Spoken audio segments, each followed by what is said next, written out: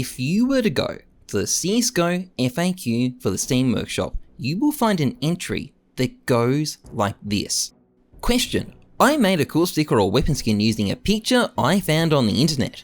Answer: first, that's not a question, it's just copyright infringement. Even if you traced it, changed the colours, or don't think anyone can tell, you don't own it, we can't ship it, it'll get removed, and you might get a workshop community ban. Just don't do this. It's pretty simple, please make your own artwork from scratch. Now, you might think this would be easy to follow, but unfortunately, this is the internet, home of the Dunning-Kruger effect. Making stuff from scratch?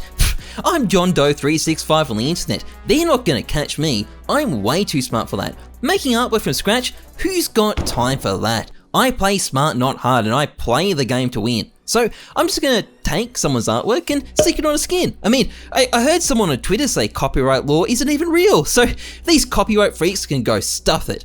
I'm gonna get my artwork accepted, and there's nothing anyone can go— oh. Right.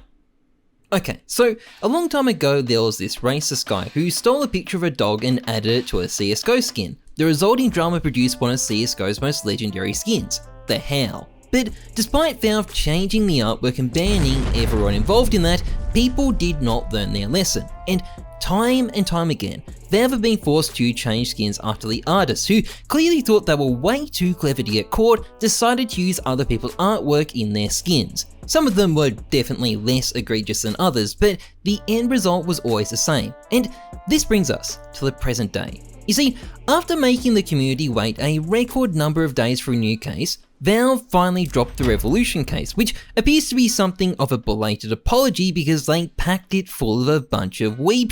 But hidden amongst the waifus was something a bit sinister. You see, some people were instantly suspicious of this skin. Maybe it is just anti-weeboo bigotry, but obviously you can't trust those anime girls, and in this case, they may have been onto something, because some people started having a look at some of his other skins, and they started uncovering signs that it might not all be his. In particular, another artist called Danandum did some digging and came up with some pretty serious accusations, in particular claiming two of the waifus had been stolen. One of them apparently started life as a cat girl, and the other one apparently started life as a cat maid. This quickly triggered a response from the Tenaku's artist, who denied that he'd copied anything straight up and even provided a sketch of the waifu on that M4A4 to prove it, but it wasn't long before she was allegedly tracked down too. And before the dust had even settled from this, another bombshell set of accusations dropped. The new Orp Doodle Law turned out not just to be ripping off the Dragon Law, but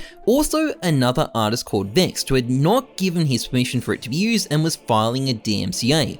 All of this in the space of 6 hours on Twitter. Now, there's a lot to be said about this situation. Not for the Orb, that guy is just screwed. A quick visual analysis shows it's just a blatant ripping off of someone else's character. DMCA is in, the guy who made it is going to be banned, the design is not sticking around. Enjoy the Doodle Law while it lasts, guys, because this design is going down for copyright infringement. But the M4A4 is a sticky situation, and some people are much more defensive of the artist involved. I do think the artist genuinely didn't intend to do anything wrong, and if you don't think there's any substance to the allegations, or Danadum comes off looking like a bit of a jerk, it seems petty. It looks like another artist trying to take down a rival and bashing their art, and in that respect, it's not a surprise there were some very negative responses to him. So let's look at the very messy merits of this situation. Now, the artist has a clip of him floating around where he says this. So this is like 100% all my work. Everything. It's hand-drawn first on paper and then hand-drawn in Illustrator, you know. However, this is slightly contradicted by this. And maybe this, although this one is definitely a bit more flaky.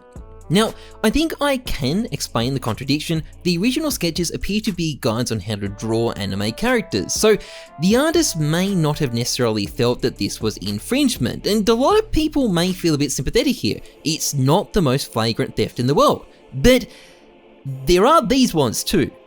They're a bit more yikes. But then these designs also aren't in the game, it's only the M4A4, and that just makes the whole situation even more complicated. So is this skin actually a copyright violation?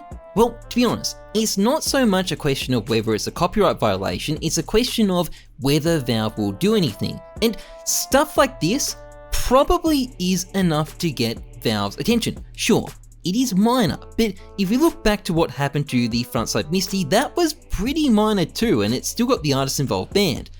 But there is the question of whether Valve will act without a DMCA being issued. When Danadum asked them, they said that the original artist could file a DMCA. And in the case of these obscure Japanese stickers, I don't think the artist is likely to issue a DMCA. Valve might still act without one anyway. It's not clear skins like the Chantico's father, Frontside Misty, ever had a DMCA issued against them. But it still leaves a massive question mark over whether or not Valve will intervene. Now, on top of that, we've also got the guy's other submissions that are far less safe. And again, there's not much of a precedent here. There's a lot of stolen artwork on the workshop, but those artists don't normally get anything added to the game. And just because Valve ignores it in those cases, doesn't mean they're going to ignore it now. They 100% engage in selective enforcement, and while no one knows for sure what Valve will do, if I was the guy who made these skins, I would be feeling very unsafe. Maybe removing them might make him a lot more safe, but it's hard to say. I wouldn't want to be in his position. So that just leaves the question of what Valve will do with these skins, and the answer to that is that they will change the artwork. Contraband skins are cool, contraband skins with a waifu on them are even cooler, but contraband skins also create a bunch of bad incentives, and that is why Valve don't do them anymore. We will simply get new designs. And hey, I'm sure the replacements will look cool, and maybe the 200 and whatever day wait for the case was worth it after all in that case. I mean, it's sure given us some entertainment. Anyway, that's pretty much it for this video. If you enjoyed it, please like, comment, and subscribe. Otherwise, trust the numbers, not your guts. I'm Heyzeus. Thanks for watching. See ya.